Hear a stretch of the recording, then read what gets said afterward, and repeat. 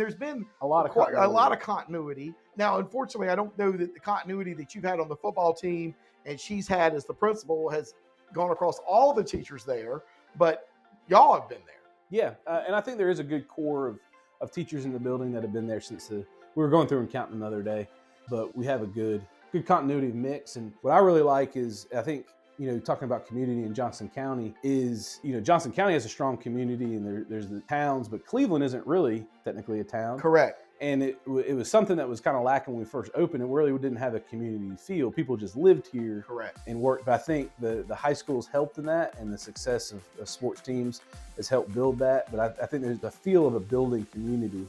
Each year it seems a little bit better and stronger because you're building alumni. And now we have several teachers that were former graduates. That was one thing that was always a struggle when we first started was, a lot of people get support for the schools from their alumni. Well, there wasn't any alumni to be had. And now we have 3 coaches on staff, 3 of our 10 coaches on staff this year. We've had up to 5 in past years that were graduates of Cleveland High School. So, and I think there's 4 or 5 other teachers in the building that went to Cleveland High. So we're starting to build that community. And every Friday night you see more faces coming back that played for us or grew up watching us. Right. Starting to build a Cleveland community. Welcome to another episode of Best of Johnston County, brought to you by Breeden Law Office.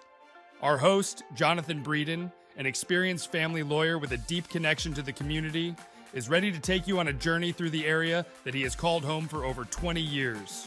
Whether it's a deep dive into the love locals have for the county or unraveling the complexities of family law, Best of Johnston County presents an authentic slice of this unique community. Hello, and welcome to another episode of the Best of Johnston County Podcast. I'm your host, Jonathan Breeden, and today we have our guest, Scott Riley, the head football coach at the Cleveland High School Rams, is here to talk to us about his journey to Johnston County, some things about what makes a great leader and how he continues to produce winning teams year after year, and what he loves about coaching in Johnston County. Welcome, Scott. Thanks for having me. Hey, no problem. Let's start with a little bit about your background. Where'd you from? Where'd you grow up? From this area in general, the Cary, Raleigh area, kind of like Cleveland, an unincorporated area. Okay. So outside of Cary, but it's a Raleigh mailing address. So okay. Everyone in this area kind of knows how that works. But and then I went to Cardinal Gibbons High School. Okay. So now my rival. Oh my gosh, that's right. That is your big rival. And I went and played football at Washington Jefferson in Pennsylvania for 2 years, and then transferred back and graduated from Carolina, which I know that hard feelings. But, it's a sore subject for me as an NC State graduate. It was hard to be out of the state, and North Carolina was where I needed to be, so I came back. Okay, home. So when did you graduate from Carolina? 2004. Okay, so what was your degree? American history. So. All right. And I was actually applied and got accepted to law school. Was going to be a lawyer. I don't think you know this about me. And then I just really couldn't give up the football aspect of it. And the easiest way to stay involved is coaching. So not necessarily a popular decision with some people in the family, but because of the difference in income. But I gave up going to law school and got into teaching instead. Okay, so where did you get at some point you had to do student teaching and get a teaching certificate. Where did you do that at? Yeah, I did lateral entry and got hired initially as an ESL teacher. Okay. And I did that for just 6 weeks, and then history opening came open. Matter of fact, another football coach, he was our defensive coordinator at the time, and he taught American history and world history. He was in the Army Reserves, and he got called to Iraq. It was during that time period, 2004. Okay. So I filled in history, and that's why I ended up getting certified while I was teaching there at Harnett Central. So, Harnett Central. Okay, I didn't know that. Yep. All right. So where'd you do your student teaching at? There. So when you do lateral entry, you teach, and they come observe you. That's you're true. Doing a good job. Right. So, you just have to sort of figure it out. I did it through Campbell University, but while I was teaching at Harnett Central. Oh, cool. All right. So is that when you started coaching football at Harnett Central? Yep. So that's what got me involved in coaching, and really coaching is what got me involved in teaching, I should say. It was that passion for football, and coach wrestling and football there at Harnett Central. We were there for 6 years as a staff. Okay. And then when Cleveland opened, our staff was pretty close-knit football-wise, and we kind of wanted to stay together. So that's what was unique about Cleveland being a brand new school. It led to an opportunity for a lot of us almost the whole staff came over from Harnett Central to Cleveland when it opened. So who were some of the teachers that were on that staff at Harnett Central? Mark Morris was the head football coach at Harnett Central. His Okay. first year as the head coach was me and Joseph Capps, who's Still there. He's the offensive coordinator at Cleveland and filled the same role. So me and him, our first year teaching and coaching was Mark Morris's first year as the head coach at Harnett Central. Okay. And then right before we left, Travis Gaster, who's the head football coach at Princeton High School now, Okay. he was on staff as our linebacker coach. Wayne Stewart, he still comes back. He's an assistant principal in Wake County now. Okay. But he still comes back on Friday nights and meets with us on Sunday and helps with planning and strategy. And Oh, that kind of cool. stuff. He's one of the coaches up in the booth for us. Okay. But he was our defensive back coach. Trying to think who else came with us. Kenny Jones, who's still with us at Cleveland. He's our running back coach. He was our running back coach at Harnett Central. So Bill Wyrick, who was the defensive coordinator at Harnett Central, he stayed there because he lived more towards the Fayetteville area. Right. Everyone else kind of lived more to that Johnston County side. Right. So we were all able to come over. Oh, so what year was that? 2009. So the last year at Harnett Central, we played for the state championship game. I lost by a point to AC Reynolds. Yes, I remember that. And we had a great team coming back. I think the majority of the team, I think we had like 9 returning starters from the 22 that lost by a point in the state championship game. And then this job came open and Mark was interested in it. And we're like, why don't you go and you deal with just the JVs for a year? Yeah, We'll come next year. We'll come next year after we win a ring. But it was too good of an opportunity to pass up. And so we all came over and started this program together. Right. And so Mark Morris was at Cleveland for 2 years, 3 years? He was there for 4 years. 4 years. The first year was just JV. Okay. So 3 varsity seasons. Okay. All right. And then he left, and then I guess you were promoted, and you became the head coach. That's right. So several of the guys that came, a few of them went. Another one that came from Harnett Central with us was Ken Shoemaker. Coach Shoemaker, Coach Gaster, and Coach Morris all left to go to South Carolina. Coach Gaster came back a year later and came back to Princeton. Okay. But Coach Shoemaker and Coach Morris are still there in South Carolina. So when did you become the head coach at Cleveland? It was 2013, but then the 2014 season was 2014 season. So you've been the head coach there for, I guess, 9 seasons. 10. This is the 2014 was the first year, so this year was the 10th season. This was the 10th season. Golly. And there were 2 seasons in 1 year with COVID. Yes, that got that was real a lot of high school football. I can tell you what, that's when you almost won the whole thing. But anyway, so that's amazing, because one of the reasons I think you've had success is it's the continuity of this staff. And I didn't know all these other coaches, but I know Coach Capps has been there with you from the beginning. Yeah. And it sounds like you and him go back to Harnett Central. Yeah, so me and him both just finished our 20th year coaching, 6 at Harnett Central, 14 here at Cleveland. So, and we've always coached together. That continuity, and then within Cleveland, he's always coached offense, I've always coached defense. So there's been a lot of continuity through that. And I think if you look at other football programs, not just on the high school level, but on the college level, the ones that have that continuity of staff are the ones that are really successful. You know, Garner had a great run, and they had the same coaches going all the way back from Earl Smith to Hal Stewart, and all through there with all the same guys that all coached together for all that time. You see the same thing at Wake Forest. They've had the same staff or core of staff there for 20, 30 years. And that continuity, you see it even at Cardinal Gibbons, that staff's been together for 15 plus years. Ours has been, the core of it has been together for quite a while. So I mean, for all of you listening, I own a business. I marvel at your ability to keep this staff together, because, you know, it's kind of unique. Like, y'all all coach together, but you all work for the school system and the principal. So not only do y'all have to get along as a staff, but you have to be good enough educators that you keep your job and that the principal's happy with your job as educators first, and then your football coach is second. So explain how all of that goes together, because it's not quite like a job here. If you work for Jonathan Breeden and it doesn't work out, we can just move on. Not the way it works there, and everybody has to get along. And while you're the head football coach, y'all still really work for the principal. Right. I think when you get down to it, it's all the same job. You're teaching kids. Sometimes you're teaching them football, sometimes you're teaching them biology. But you can either connect with them and teach them, or you can't. So it's one thing I learned from Coach Morris and how he built his staff. It's better to have a good teacher than it is to have a good coach. Because if you can teach, the only thing that's missing is the football knowledge. So, you know, bringing people that are good teachers and that's going to fulfill the needs that the principal wants to have. Correct. And it's going to fulfill your needs on the football field as well. So we always try to find, when we interview new people to bring them on board, we focus on that aspect of it. And then the principals realize that too. So it's not just, hey, I want this football coach in this position. Right. We want a good teacher in that position that can also help us on the field as well. So I think we had a run there for 4 years in a row. We had the new teacher of the year at Cleveland was a football coach. So, oh, that's awesome. We try to hire good teachers first, and they also end up being good coaches. So how many football coaches are there? It varies from year to year. So typically we have about 10 that are on staff. Not all of them are paid, but the ones that are paid aren't paid a whole lot. So no, it doesn't create a big distinction, but the county only has so many resources. We fill all the supplements, and then we get some volunteers and do those kind of things as well. Are there rules about how many coaches you can have? Kind of like in college, like there can only be, I think, 11 full-time coaches in college or something? No. In Johnston County, it's more district regulated. You get so many paid assistant positions. In Johnston County, you get the head coach and then 6 paid assistants. And then anyone else can't be paid. So even if someone wanted to pay them on the side, right, that's not allowed. Okay. All right. Well, cool. So, so y'all, you've had tremendous success. And I don't think it should be lost that one of the reasons you've had is you've had the same principal. She's been the principal for a long time there.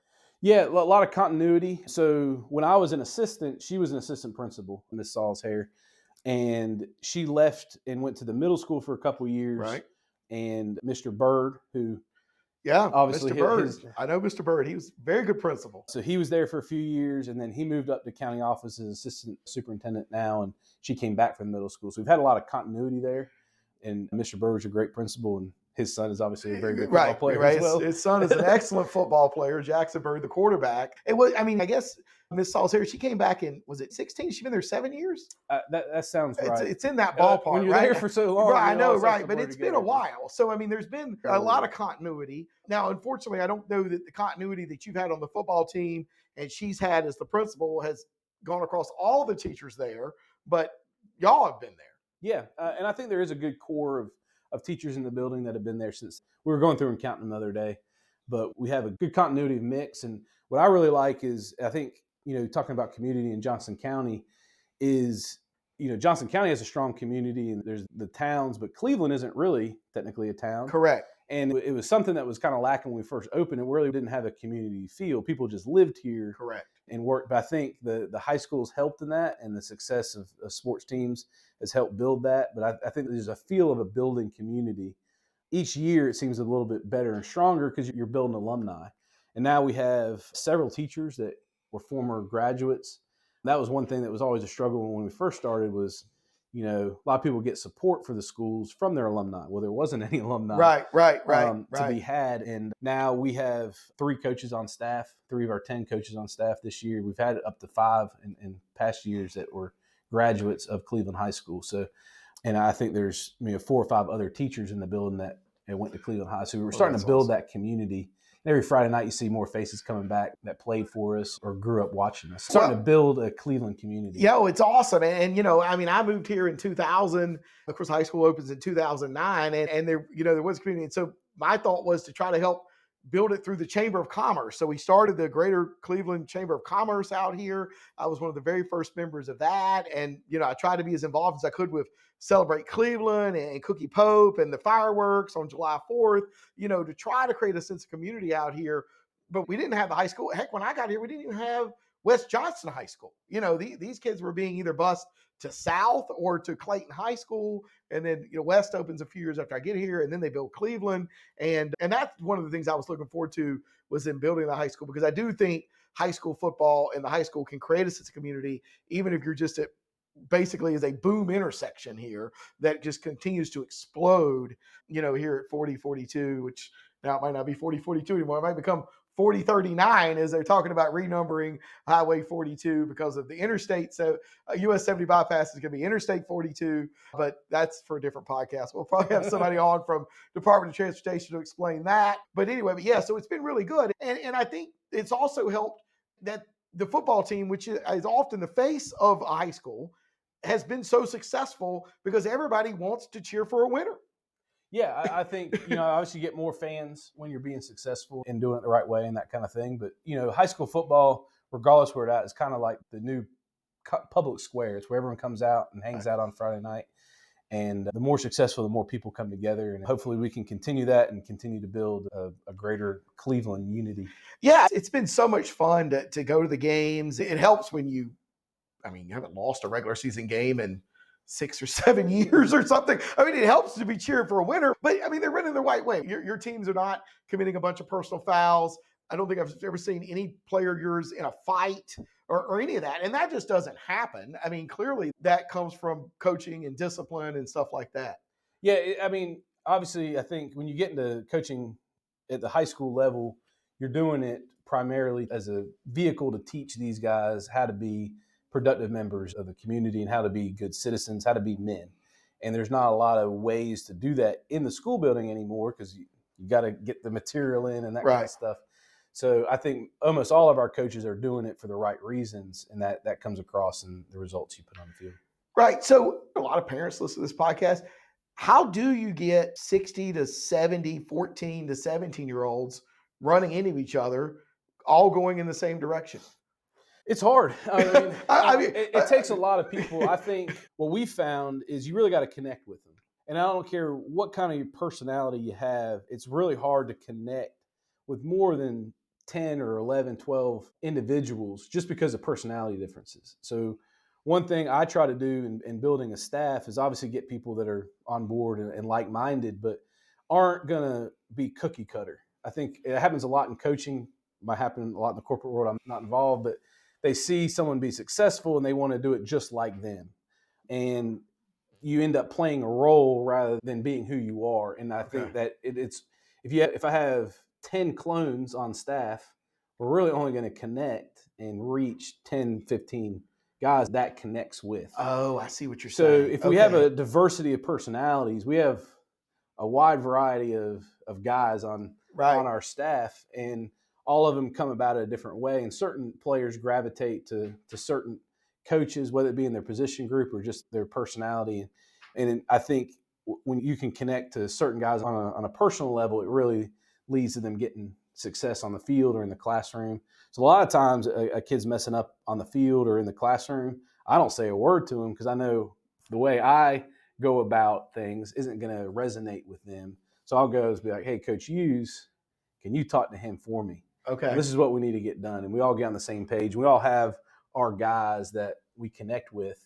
Okay. So with, 10, 11, 12 guys on staff, you can get to all 120 and get them going in the right direction. Oh, okay. I got you. So I think one of the keys to leadership is don't play a role.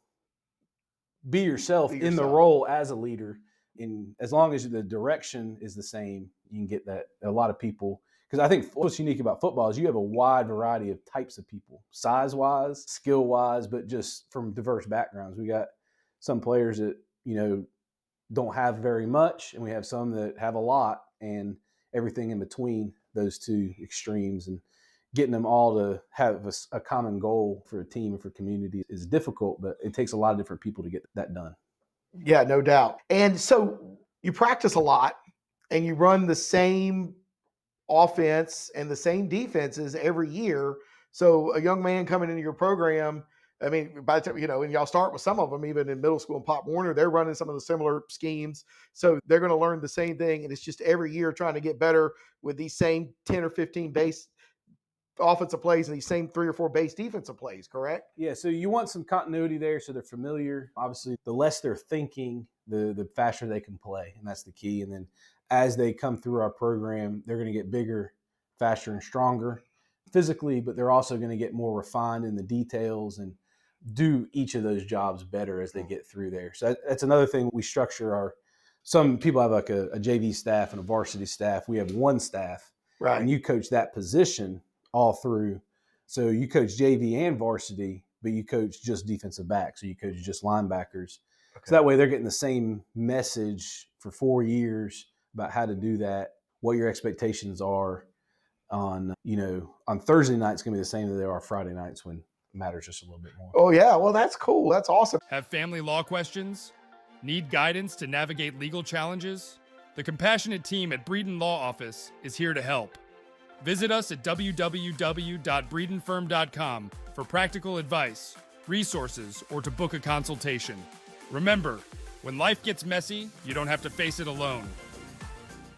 And I really think that, when I talk to people and we talk about Cleveland and all the success you've had, a lot of people, the first thing they say is that staff's been together forever. You know what I mean? And if you took one of them out, Cleveland would still be successful, because if the rest of them are there, it's a culture. You build a culture of discipline, hard work, winning, doing things the right way. I mean, that's what you've tried to do, right? Yeah. Getting prepared for this little podcast, I was looking up different things about leadership. And one quote, I wrote it down, left it in the car, but that I saw that I think really kind of hits home on that point is leadership is about getting people to do the right thing, even when you're not there, and then making sure once you leave, they continue on that path. So, yeah, I think when I retire, Cleveland will be able to roll on. We got a lot of guys like Coach Hughes and Coach Jacobs, who one coaches the wide receivers and one coaches our offensive line. I was their position coach when I was an assistant at Cleveland. And so when you bring on guys like that, they know the expectations, they know the style. A lot of times they're upholding the standards of the program even better than we are, because they came up through it. So, when we're retired and watching from the sideline, those guys will be able to pick it up and keep it rolling. So what makes the difference? I mean, you've coached some great players, and there's Amari Hampton, who, for those of y'all not listening, is now plays for Carolina, and I'm a State graduate and a State fan, but I'm a huge Amari Hampton fan. He was one of the top 10 rushers in America this year. He almost certainly will be drafted by the NFL in April of 25.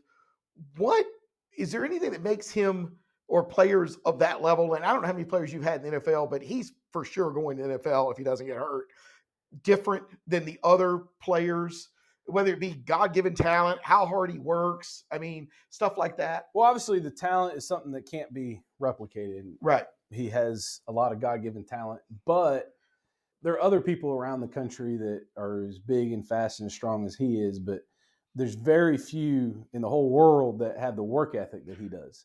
And I talk to our players about it all the time. You can't put a laser timer in front of it. You can't measure it at the combine, but, perseverance, coming through hardship and, some of the injuries he's had, and work ethic are a talent that's probably more important than your 40 time or your bench press. And he's got all that stuff too. Right. But to be in an elite level, and you're talking about some of the best in the world to play football, right, if you're going to go to the NFL, have to have that talent, but they also have to have those hidden talents as well. And he definitely has that. Yeah, and he works hard. I don't know, is he naturally motivated? Does he do what you ask?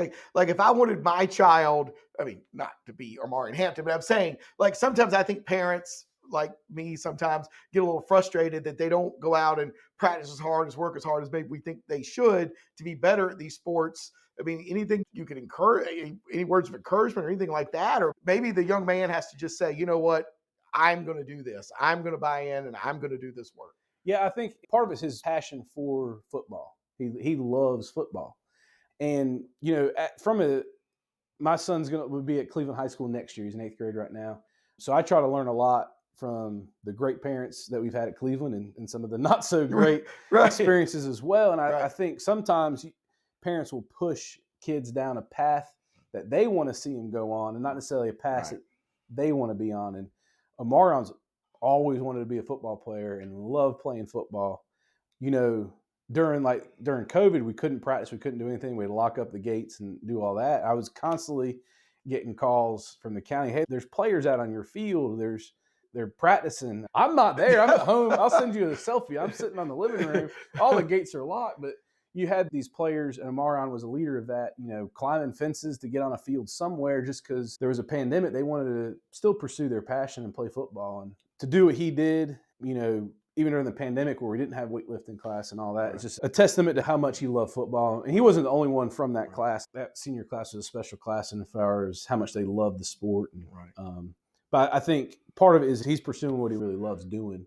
And that makes it, I likewise, guess, easier for him to work as hard as it is he's working. Right. And like I started with, if I had gone into law school, I was kind of doing it to make money. I don't know if I'd have been nearly as successful as a lawyer as I has been as a football coach because I'm pursuing my passion.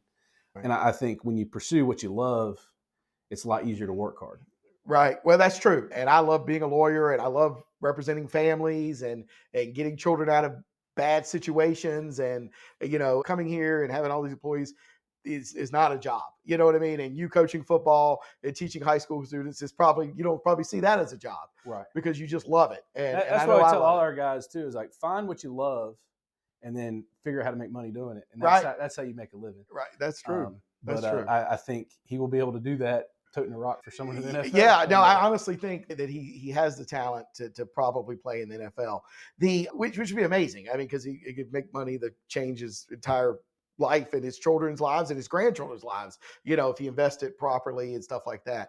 And it's amazing. And every time you see him on TV and they say Clayton, North Carolina, he's like, I know him, which is awesome. So I guess a couple more questions here and we'll get out of here.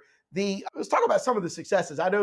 We should, this will drive some of the Clayton listeners maybe a little crazy. It is 9 conference championships in the 10 years you've been the coach? Yes, sir. Okay. And it's 7 in a row, 7 conference championships in a row, 9 out of 10. You've not lost a regular season varsity football game in how many years? 2019. 2019. Yeah, we lost to Cardinal Gibbons on JV and varsity, so it's a double streak. Right. And, so that's like September, I think it was like September 19th, 2019. Not that I remember. Right. Since the varsity or the JV have lost a regular season game. So how many in a row that is? Is that? So 20, 21, 22, 23, 4 full seasons and a half. Right. We had like 7 at the end of the 2019 So like season. 51 games or something of regular season football. Yeah. Right. And then, of course, you've been in the playoffs every year and you played for the state championship in, I guess, April of 21. Yeah. That was the 2020 COVID season. Right. The 2021 right. was when the game was played. And we lost a close game there. Hampton was hurt. It was at Chapel Hill. I even went over there. As much as I can't stand Carolina being a huge state fan, I did go over there to cheer your team on, and we almost won with a sophomore quarterback coming in and throwing a touchdown when the other quarterback was out. I mean, it was a crazy game. But I tell you what was so great about that, watching some of the Facebook memories and pictures of those kids getting to play in that stadium. You know what I mean? And 99% of them were never going to play in college, but to see those kids get to walk out there from our community and play in one of the great stadiums in America with the music and the lights and everything, it about brings tears to your eyes. And I don't even like Carolina because I knew what it meant to those young men to get the chance to play on that field in that stadium. Yeah, I think as a coach, because most of us on staff went in 2009 at Hartnett Central. So we knew that experience, and I think we all felt a lot more pressure in the Eastern Final games that we've been in. I think there's like 3 or 4 that we've coached in at Cleveland. Felt more pressure in those games because you want the players to experience that. I think when the players get there, they feel a little bit more pressure in that state championship game. But we feel more pressure as a staff is just to get them there because when you get there, it's something you'll never forget. It's awesome, and just some of the pictures I saw, and it was really great. Kids that were playing for Cleveland, and there was a picture of them standing there, and then they were 5 years old at a Carolina game.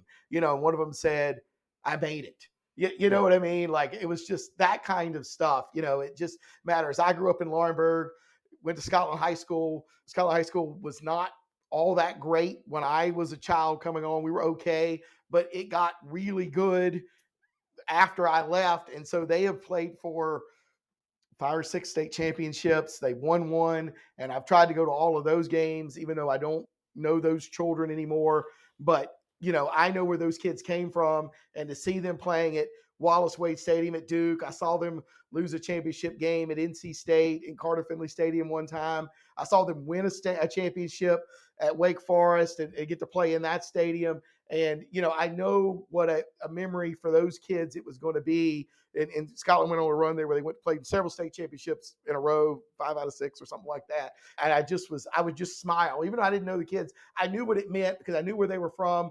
I knew the challenges they had grown up with, and they got to go out there, and 99% of them were never going to play in a college stadium. And that's why I'm glad that the colleges, State, Carolina, Duke, Wake Forest, open their stadiums up and make it possible for that to happen. I know here in the last few years when they've cut it back to 4 championships, they're just at Carolina and State.